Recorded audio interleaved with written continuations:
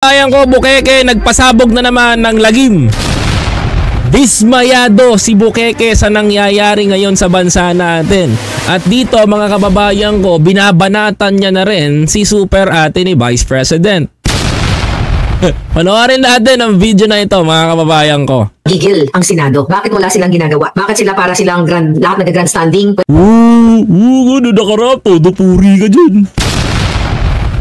Ngayon, gigil na sa Senado, mga kababayan ko. Panoorin natin. Wala na pinatutunguhan yung hearing dyan sa People's Initiative. Wala na daw pinatutunguhan yung hearing sa People's Initiative.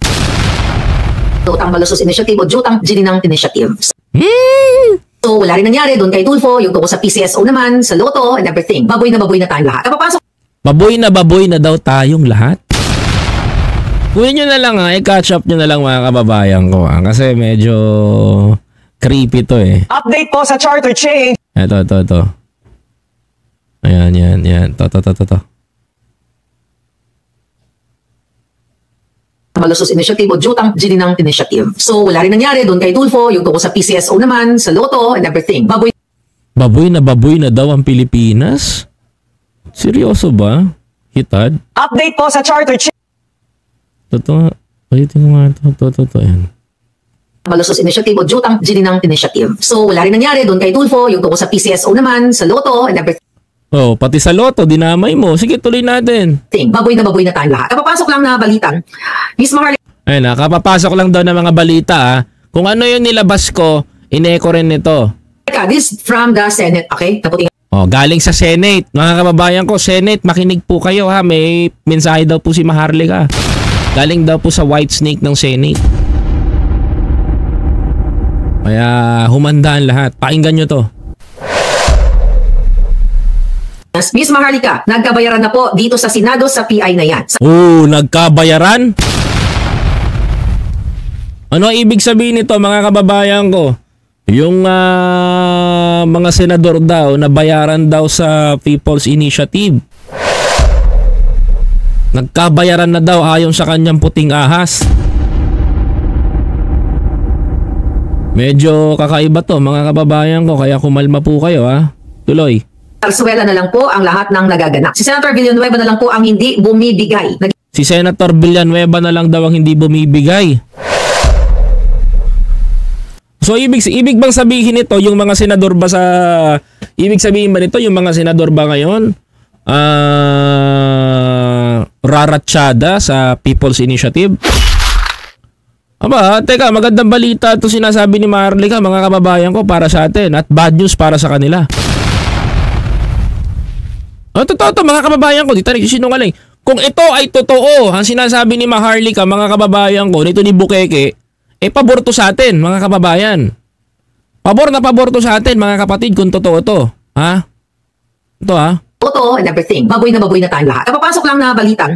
Miss Maharlika, this from the Senate, okay? Ayan, from Senate. Tuloy. Taputingas. Miss Maharlika, nagkabayaran na po dito sa Senado sa PI na yan. Nagkabayaran na daw sa Senado dahil daw sa PI. Tuloy natin maganda to sinasabi niya na to. Tuloy.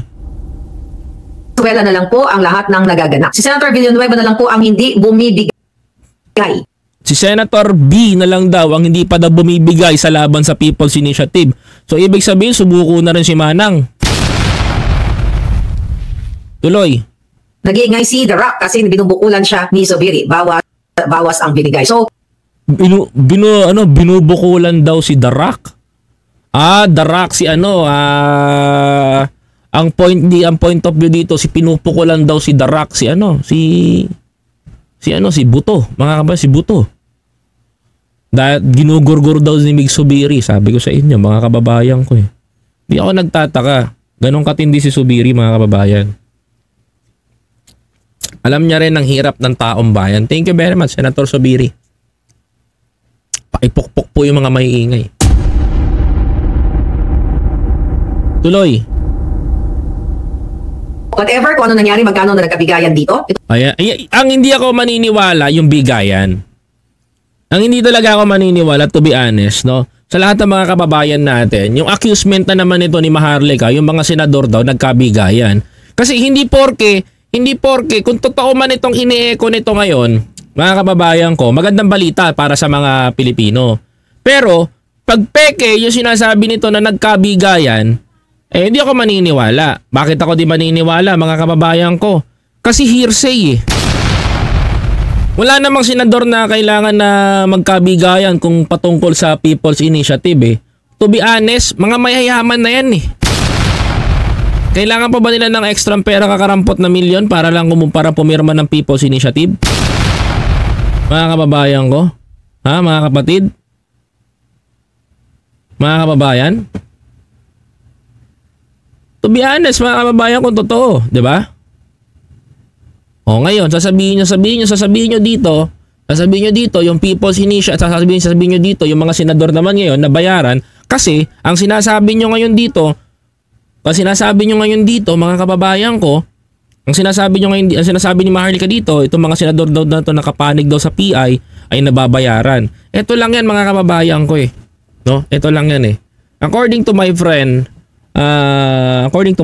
from Senate, for example, si Senator Robin, hindi nagsasalita from PI, napansin nyo? Mga kababayan ko, napansin nyo hindi nagsasalita si Senator Robin? Alam nyo kung bakit? Kasi nagkakapahan silang lahat. Mga kababayan ko, ang pinakamaingay dyan, si Senator Amy, si Joel, si Bato, si Go, mga kababayan ko, sila. Si Risa, hindi nyo naman nakitang kumudaya, nagsalita lang na itigil na. Ganun lang. Hindi niya ginawang priority. Pero mga kababayan ko, yung apat na bumitak dito, lunod ngayon. Parang ang tingin ko na-trap sila sa pain eh. Sa totoo lang. Sabi ko na may pain eh. Kung totoo man tong ini-echo niya, pansin ko. Mga kababayan ko. Kung totoo tong ini-echo niya, pansin ko na. Ibig sabihin lang nito, mga kababayan ko, yung ibang senador pala nakikinig sa taong bayan. Yung the rest, hindi, mga kababayan ko. Diba? Tuloy natin. Ito po ay mismo galing sa loob. Kaya pala ganun yung nararamdaman ko kasi ayon sa ating source na kapapasok lang, nagbabayaran na pala para isulong yung People's Initiative dahil yan po ay gusto ni Kuting at ni Lisa. Gusto daw ni Kuting at ni Lisa. Alam mo, ang may gusto ng People's Initiative, ng PI, taong bayan. Taong bayan eh. To be honest, taong bayan. No? Ako na magsasabi sa inyo, sa amin dito, nung pumunta yung taga-pirma at nangalap ng pirma dito, mga kababayan ko, kung talagang totoong may pera, ilalabas ko eh. Bibidyoan ko yun, mag-aakipag-away ako eh. Kasi bawal talaga yun. Pero mga kababayan ko, yung pagkain, normal. Mga kababayan, normal naman yung pagkain. Magbigay ka ng pambiskwit. Biskwit dyan, tapos kunyari, ganito. Magbigay ka ng ganun, pwede yun. Mga kababayan ko. Pero mga kababayan, can you imagine, mga kapatid can you imagine what happened right now? Nung nalaman ng taong bayan na nagpapahirap sa atin, ang ending mga kababayan ko, pumirma at ang taga sa amin. Tapos ngayon mga kababayan ko, sasabihin nila, binayaran. Ako na nga po magsasabi sa inyo, hindi talaga binayaran. Wala akong nakitang bayad ni piso. Okay? Meron man, mga kababayan ko, siguro, yung pagkain, baka yun nasasabi yung bayad. Yung pagkain na yun, normal yun. Pag nagpatawag ka ng isang meeting, ginathered mo yung mga tao, mga kababayan ko, at makikinig sa sasabihin mo, kailangan mo magpakain. Diba? Mga kababayan ko, tama ba? Correct me if I'm wrong. Kaya kahit ako gagawin ko yun eh. Nagpapakain ako eh. Pero ito, mga kababayan ko, ito mga kapatid, ito sinasabi ni Maharlika, nakapatid-patid pati yung Senado, nababayaran na rin, kaya tinitira niya ng ganito ang Senado ngayon.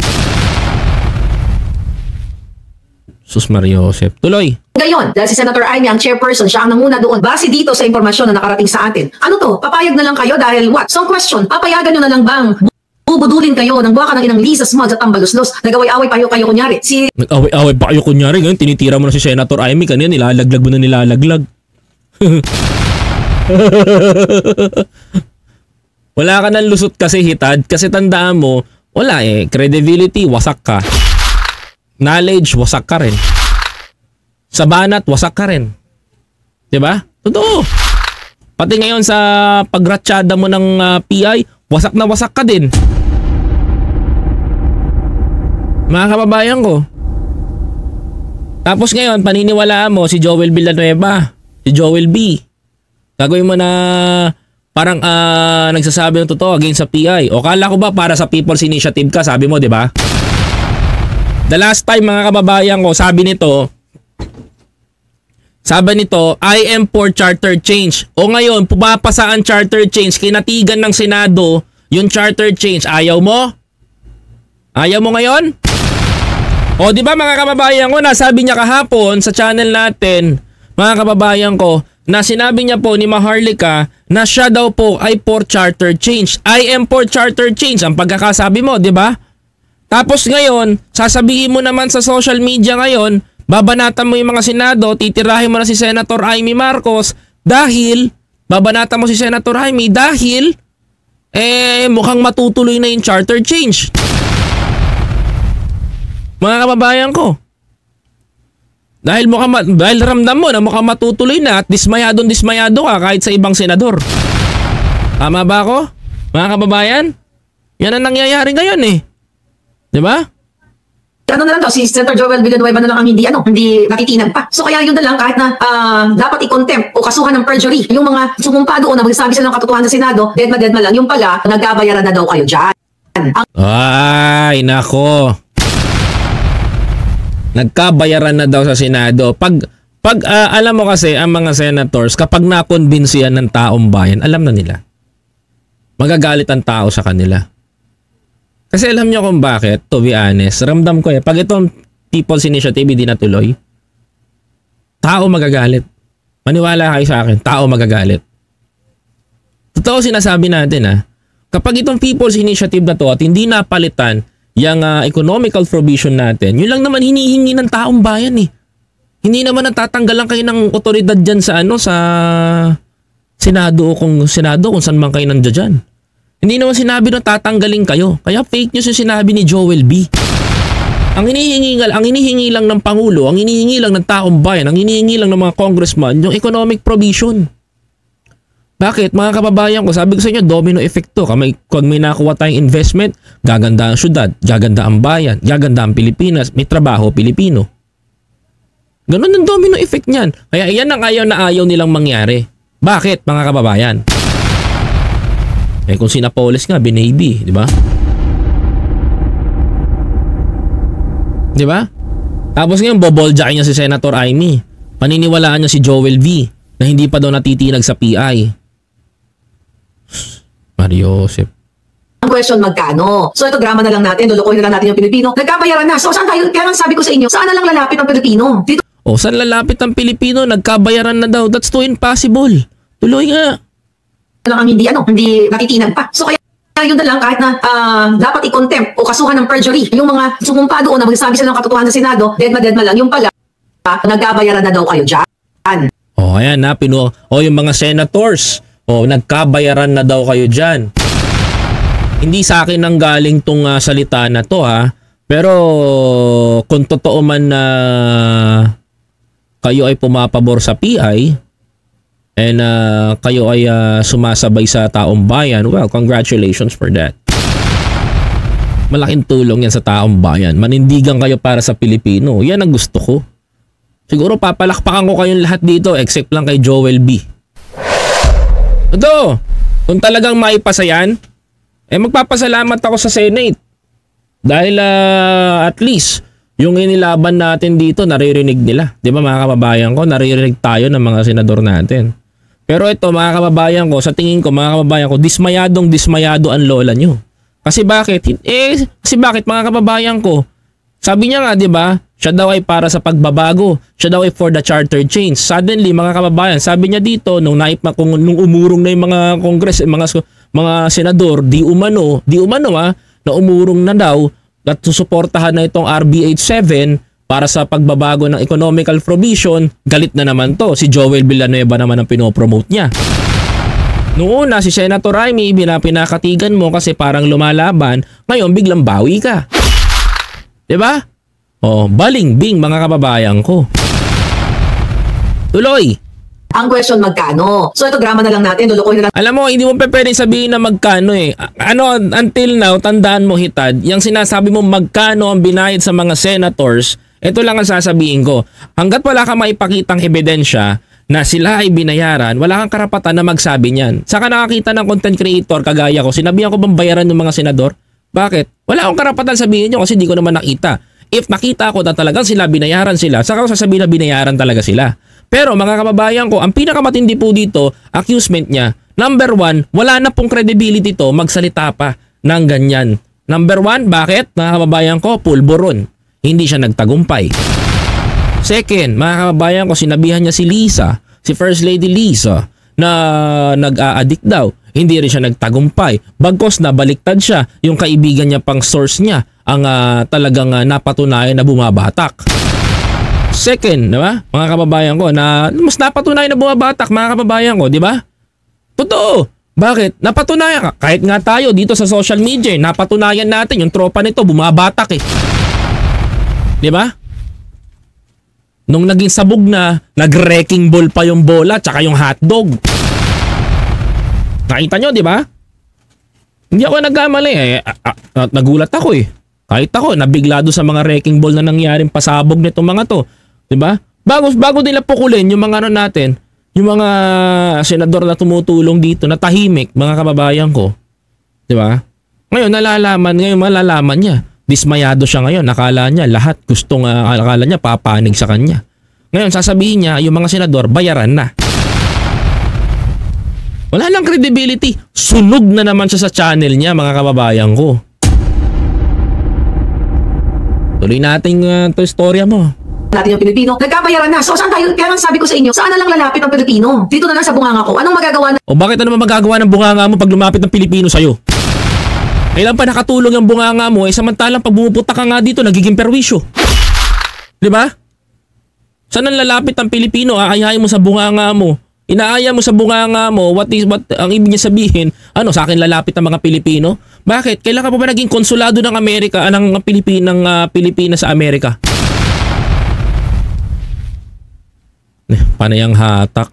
Tuloy. Ang ating bunganga, kung itong mga inayupak na ito ay bayaran na lahat sa Senado at Kongreso, wala na tayong kakampi. Kaya dapat kayo na ang mag-desisyon. So gusto lang iparating sa inyo at dagdag pa daw, Miss Maharlika, na kalimutan mo na meron ding penthouse si Zaldico sa Shangri-La BGC Residences at mga units na malapit para sa kanyang mga security. Kung nagbayaran na sila diyan sa buwaka ng inang PI na yan. So ano daw? Kunyari, concern kayo doon sa mga taong ginagamit sa pinipilit silang magpirma. Ano? At ginagamit ang ayuda, pare-pareho kayo. I hope people, men and women in uniform, people of the Philippines, you speak up. Wala na tayong kakampi. Wala nang kakampi ang Pilipino, wala na. Ano? Ayayin mo pa yung men and women in uniform? Para lang sabihin mo na wala na kayong kakampi? Ikaw na ang walang kakampi!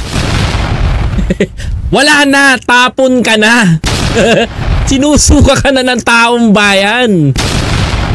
Kakampi sa Senado, wala nang kakampi sa Kongreso, wala nang kakampi sa Malacan, lahat na madurobo. Ano gagawin yung mga palangga? Saan tayo pupulutin yan? Saan pupunta ang taong bayan? Nag-iinit ang ulo. Nag-iinit daw ang ulo niya. Mga palangga. Kaya pala ganun na lang ang kanilang style. Kaya sabi ko, kung matitino yung mga politiko na nandoon sa Senate hearing at even doon sa mga hearing ni Tulfo, si Robles doon sa At least, sa bibig niya nang galing, mga kababayan ko, na nag-iinit ang ulo niya.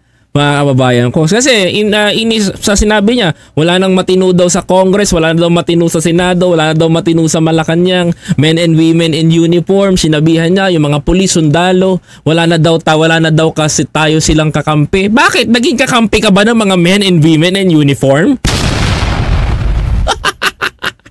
That's too impossible. Hindi makikipagkaibigan sa traidor sa bayan ang mga sundalo, pulis at kahit sino pang uniformadong tao. Except kung retired na, yung may sayad talaga sa ulo. Ngayon, paano mo lulusutan to? 'Di ba? Ngayon, dismayado ka na. O anong gawin mo? O wag ka na mag-vlog, change content ka.